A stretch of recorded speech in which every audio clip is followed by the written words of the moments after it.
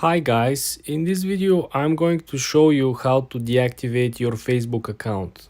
There were some changes on Meta platform, so the options and the tools have changed a little. Let me show you. Very simple, very easy. Launch the Facebook app first. Then I want you to click on the lower right corner at your profile picture. Then I want you to click on the top right corner at the gear icon. When you're at your settings and privacy menu, I want you to click on the first menu, which is Account Center.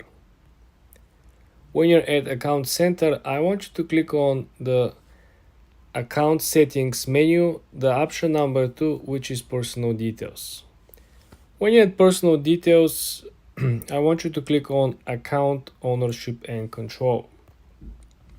When you're at Account Ownership and Control, you can click the Deactivation button, which is the second one.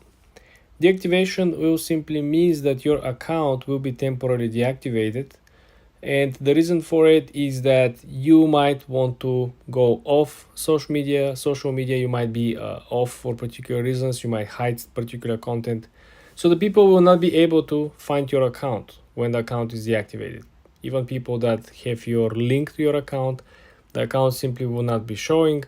On Messenger, if you keep the Messenger up, the icon with your profile picture will turn gray and will lose its profile picture on Messenger.